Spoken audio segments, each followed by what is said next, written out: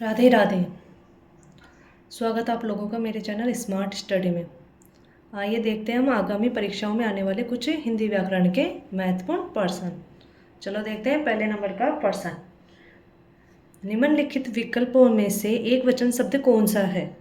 दर्शन, नदी, घरों और लताओं। तो कौन सा सही है? बी, नदी। अब नदी क्यों सही है? क्योंकि जब शब्द के जिस रूप में किसी एक व्यक्ति या एक वस्तु का ही बोध होता है उसे क्या कहते हैं? एक वचन कहते हैं। और जब किसी शब्द में एक से अधिक वस्तु या भाषा का बोध हो उसे क्या कहते हैं? बहुवचन कहते हैं। तो इसमें नदी में क्या हो रहा है? एक वचन का प्रयोग होता है। निम्नलिखित में से कौन सा शब्द दोनों वचनों में ही समान रहता है? कथा, सरसों, लता, कुटी। दोनों वचनों में समान रहता है कि उसका कोई परिवर्तन नहीं होता है। अब कथा का तो परिवर्तन होता है। कथा का क्या परिवर्तन होता है? कथाएं। लता का लताएं। और कुटी का कुटिया। सरसों तो दोनों वचनों में ही क्या रहता है? समान रहता है। तो इसका आंसर क्या आएगा? बी। अगला प्रश्न देखते हैं। वचन की दृष्टि से कौन सा जोड़ा सही नहीं है?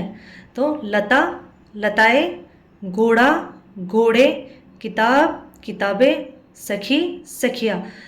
कौन सा सही नहीं है? डी। क्यों नहीं सही है?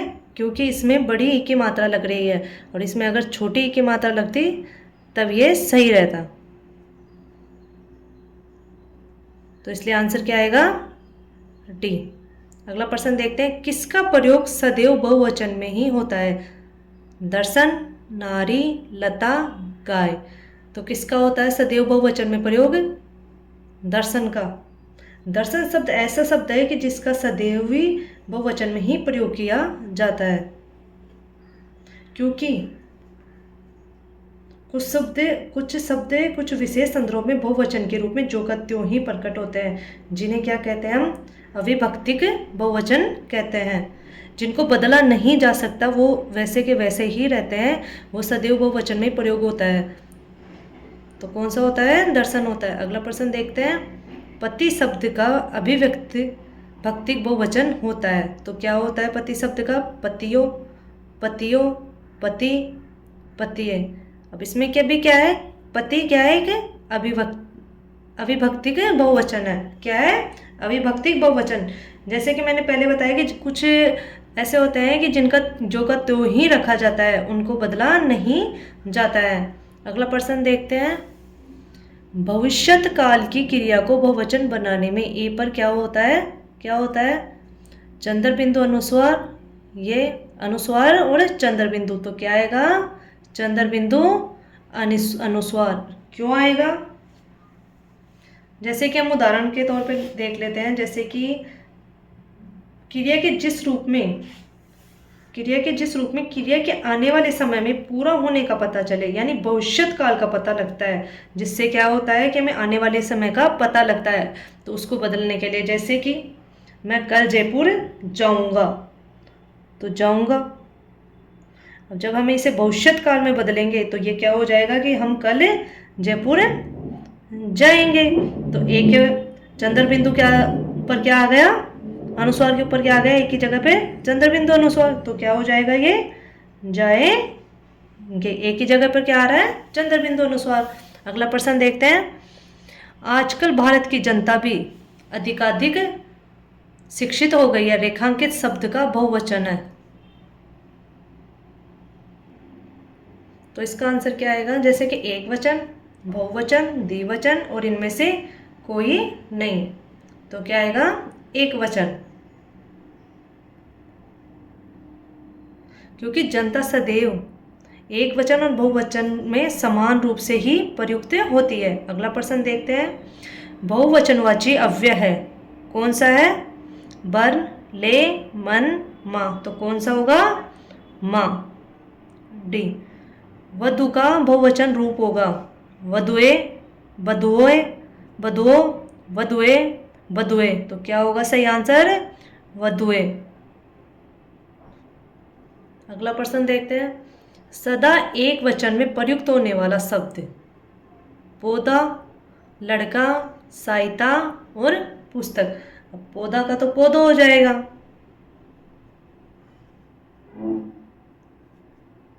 लड़का का लड़के,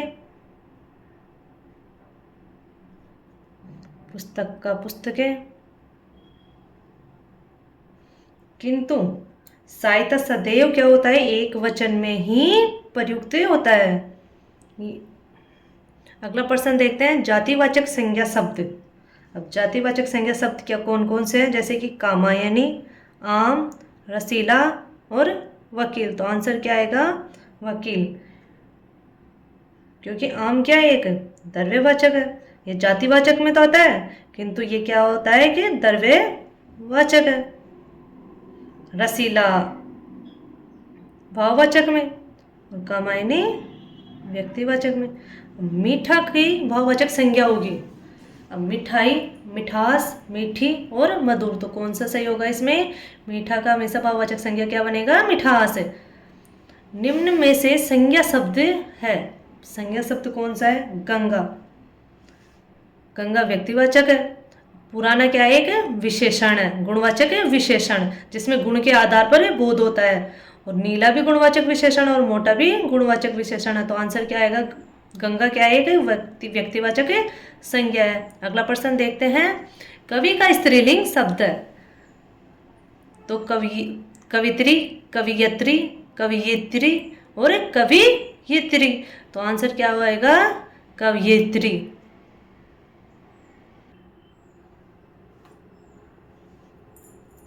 कवियत्री, आंसर सी। निम्नलिखित में से कौन सा शब्द सदा बहुवचन में प्रयोग होता है। अब कौन सा शब्द ऐसा है कि जो सदा बहुवचन में ही प्रयोग होता है, तो शिशु, भक्ति, पुस्तक और प्राण। तो कौन सा होता है बहुवचन में, सदा, प्राण सदा बहुवचन में ही प्रयोग किया जाता है। अगला प्रश्न देखते हैं, निम्नलिखित शब्दों में से पुल्लिंग शब्द का चयन कीजिए। सूचीपत्र, किताब, गंगा, संसद। तो पुल्लिंग शब्द क्या है, सूचीपत्र।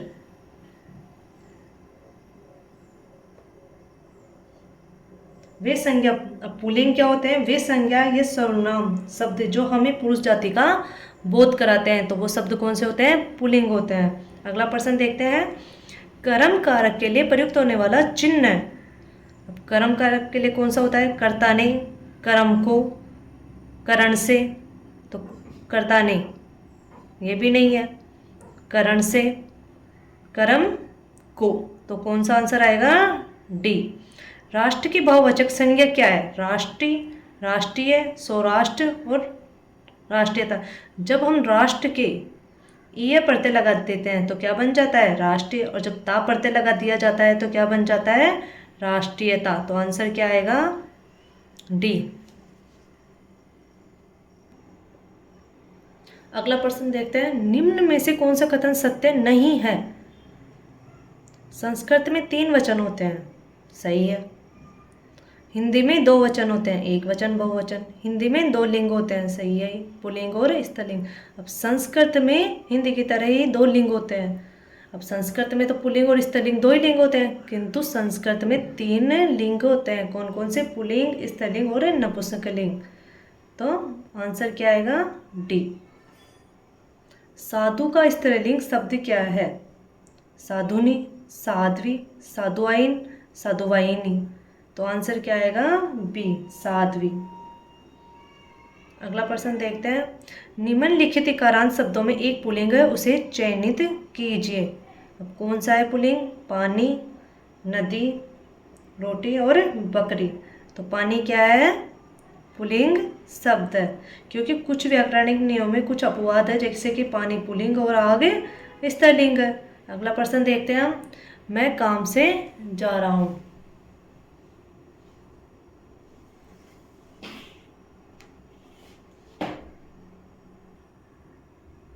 तो वाक्य में से कारक कौन सा है, कौन सा हुआ, करण कारक क्या है, कि से कारक है, कर्ता ने कर्म को करण से। अगला प्रश्न देखते हैं, संज्ञा का प्रकार नहीं है। व्यक्तिवाचक भी संज्ञा का प्रकार है, जातिवाचक भी है, भाववाचक भी है, कौन सा नहीं है, देशवाचक क्या है, संज्ञा का प्रकार नहीं है। अगला प्रश्न देखते हैं, भाववाचक संज्ञा के अंतर्गत आता है। अब भाववाचक संज्ञा के अंतर्गत क्या, भाववाचक संज्ञा की क्या परिभाषा है? जिसमें गुण, दोष, भाव, दशा और धर्म का बोध हो। तो पशु पक्षी भी नहीं है। अब गुण और दोष का, भाव का आदि का बोध होता है। दिशाएं भी नहीं हो रहा, आभूषण भी नहीं है, तो आंसर क्या आएगा? बी, जिसमें गुण और दोष का भाव होता है। अगला प्रश्न देखते हैं हम, निम्न में से कौन सा पाठ्य पुस्तक का गुण नहीं है? सौदेश्यता भी पाठ्य पुस्तक का गुण है, उपयुक्तता भी है, क्रमबद्धता भी है, तो कौन सा नहीं है? अशुद्धता। अगर इसमें शुद्धता होता तो पाठ्य पुस्तक का गुण होता, तो नहीं कौन सा है? अशुद्धता। अगला प्रश्न देखते हैं हम, हिंदी के शब्दों का लिंग निर्धारण किसके आधार पर होता है? किसके आधार पर होता है? प्रत्यय के आधार पर, संज्ञा के आधार पर, क्रिया के आधार पर और सर्वनाम के आधार पर। लिंग शब्द के जिस रूप में जाना जाए कि व्यक्ति या वस्तु स्त्री जाति का बोध है, जो स्त्री और पुरुष जाति का निर्धारण करता है, तो वो किसके आधार पर होता है? संज्ञा के आधार पर होता है। तो इसका आंसर क्या आएगा? बी। कारक के कितने भेद होते हैं? 7, 8, 9 और 10। तो कितने होते हैं? 8 भेद होते हैं। हरियाली है, हरियाली क्या है? एक प्रकृति की दशा बता रहे हैं, तो हमें कौन सा आएगा? भाववाचक संज्ञा आएगी। जिसमें किसी की भी दशा अवस्था का बोध होता है, तो वो क्या होता है? कि भाववाचक संज्ञा होता है। अगला प्रश्न देखते हैं, लोगों ने शोरगुल करके डाकुओं को भगाया। तो लोगों ने शोरगुल करके डाकुओं को भगाया, तो किसको भगाया? डाकुओं को। तो क्या आएगा? कर्म को। तो आंसर क्या आएगा? कर्म कारक। अगला प्रश्न देखते हैं, को और के लिए किस कारक के चिन्ह है? संप्रदान कारक, अकारण, अपादान, संबोधन। तो किसका है ये? संप्रदान कारक का। अब क्यों है? जबकि कर्म कारक में तो क्रिया पर फल पड़ता है। किस पर फल पड़ता है? क्रिया पर। जबकि संप्रदान में देने या उपकार करने, लोगों ने शोरगुल करके डाकुओं को भगाया, उपकार और के लिए। तो देने के लिए किसका प्रयोग किया जाता है? संप्रदान का। जैसे कि मोहन ने सांप को मारा। किसने? मोहन ने किसको मारा? सांप को मारा। अब इस वाक्य में मारने की क्रिया किस पर पड़ रही है? सांप पर पड़ रही है।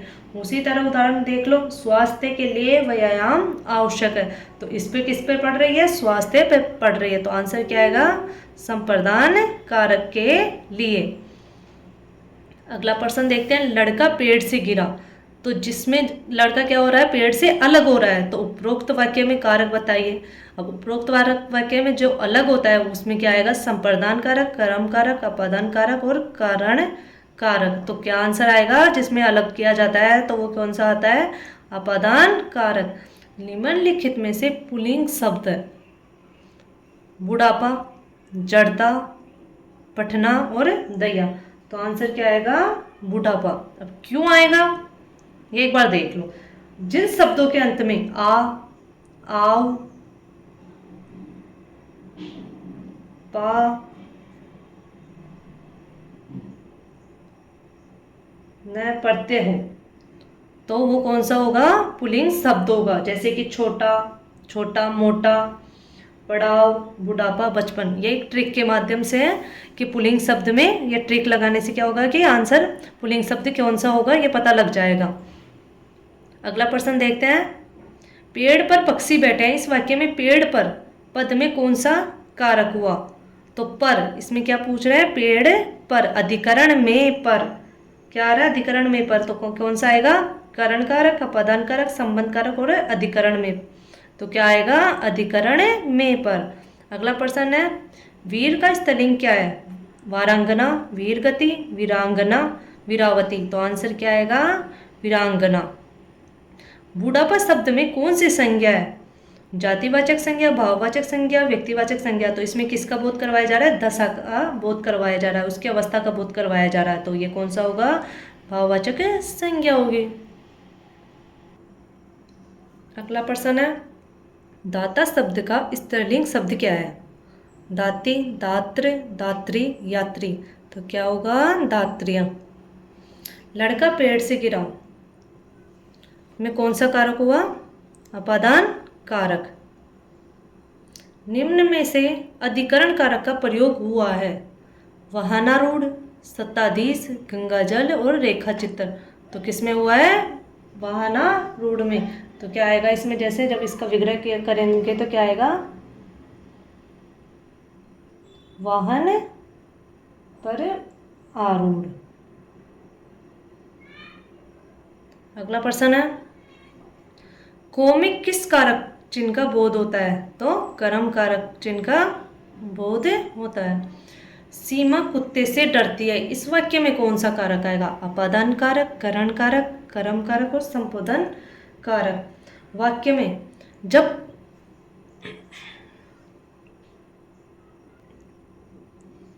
इसमें एक टिक याद रख लो, जब किसी में भी भय का बोध होता है तो उसमें कौन सा कारक आता है? हमेशा अपादान कारक आता है। और वाक्य में जिस स्थान या वस्तु से व्यक्ति या वस्तु की पृथकता का अथवा तुलना का बोध होता है तो वह कौन सा कारक होता है? हमेशा अपादान कारक ही होता है। अगला प्रश्न देखते हैं, ए राकेश। क्या पूछ रहा है इसमें? ए राकेश यहाँ आओ, इस वाक्य में कौन सा कारक हुआ? अधिकरण कारक, संबोधन कारक, कर्ता कारक और करण कारक। तो इसमें कौन सा हो रहा है? संबोधन कारक, क्योंकि इसमें किसका प्रयोग कर रहे हैं? संबोधन करके बुला रहे हैं उसको, जैसे अरे, हे, ओ। तो इसमें कौन सा आएगा? संबोधन कारक। अगला प्रश्न देखते हैं, गरीबों की सहायता करो। गरीब शब्द क्या है? विशेषण, विशेष्य, जातिवाचक संज्ञा और भाववाचक संज्ञा। तो कौन सा हुआ इसमें?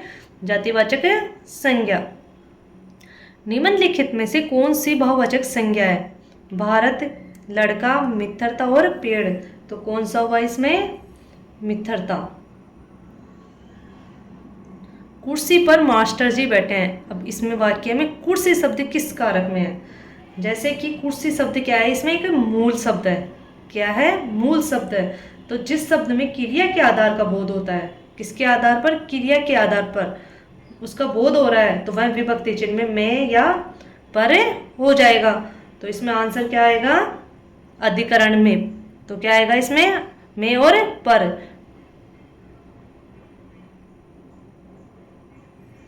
रमा विद्यालय से घर जाती है।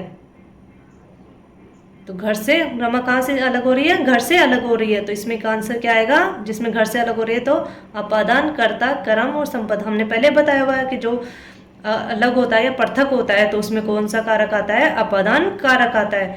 नायक शब्द का स्त्रीलिंग है। नायिका, नायकी, नायिकाए, नायकी। तो कौन सा होगा इसमें? नायिका। राजा सेवक को कंबल देता है। जब हमने पहले बताया हुआ है कि आप लोगों को जो देने का या उपकार करने का होता है तो वह कौन सा आएगा? कर्म कारक, संबंध कारक, संपादान कारक और कर्ता कारक। तो देने और उपकार करने में इसमें क्या हो रहा है? राजा किसको दे रहा है? सेवक को दे रहा है। तो इसमें कौन सा आएगा? संपादान कारक आएगा। राम की गाय चरती है। वाक्य में कौन सा कारक है? कर्ता कारक, कर्म कारक, संबंध कारक और अधिकरण कारक। तो कौन सा आएगा? राम की गाय चरती है। तो इसका संबंध किससे बताया जा रहा है? राम से बताया जा रहा है। तो इसका क्या आएगा? संबंध कारक आएगा। जातिवाचक संज्ञा शब्द कौन सा है? तो जातिवाचक संज्ञा शब्द क्या है? वकील। निम्नलिखित विकल्पों में से किस विकल्प में सभी शब्द व्यक्तिवाचक संज्ञाएं है? तो कौन सा आएगा? राम, रामचरितमानस और गंगा। वह अगले साल आएगा, इस वाक्य में कौन सा कारक है? अपादान कारक, संबंध कारक, अधिकरण कारक और कर्म कारक। तो इसमें आंसर क्या आएगा? अधिकरण कारक। आश्रय, अब एक ट्रिक के माध्यम से देख लो। इसमें आश्रय दोनों, यहाँ, वहां, समय आदि आता है, किनारे आते हैं, तो ये इसकी क्या होते हैं? पहचान होती है। अब इसमें समय आ रहा है। क्या आ रहा है इसमें? समय आ रहा है। तो अधिकरण कारक कौन सा होता है? जिसमें समय ये सब कुछ आता है तो वो कौन सा होता है? अधिकरण कारक। जैसे कि कर्ता ने कर्म को करण से संप्रदान के लिए संबंध का के की, अधिकरण में पर, संबोधन हे, अरे, हो, अजी, ये सभी क्या होते हैं? संबोधन कारक होते हैं। अगला प्रश्न देखते हैं, निम्नलिखित में से कौन सा शब्द सदा बहुवचन में ही प्रयोग होता है? तो कौन सा शब्द सदा बहुवचन में प्रयोग होता है? प्राण। अगला प्रश्न है, मैं 3 मिनट में आ रहा हूँ, कौन सा कारक है? कर्ता कारक, संबंध कारक, अधिकरण कारक और संप्रदान कारक। तो कौन सा होगा? संप्रदान कारक। बुढ़ापा एक प्रकार का अभिशाप है, रेखांकित शब्द की संज्ञा है। तो कौन सी है?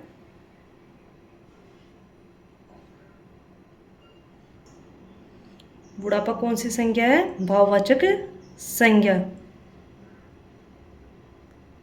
वृक्षों से पत्ते झड़ते हैं। तो कौन सा कारक हुआ इसमें? कर्ता कारक, संप्रदान कारक। अब इसमें अलग हो रहा है तो अपादान कारक और अधिकरण कारक। तो कौन सा हुआ? अपादान। राज्यपाल में कौन सी संज्ञा शब्द है? जातिवाचक संज्ञा शब्द है। वधुओं का बहुवचन कौन सा होगा? वधुए। आज की क्लास हमारी यहीं समाप्त होती है। नमस्ते।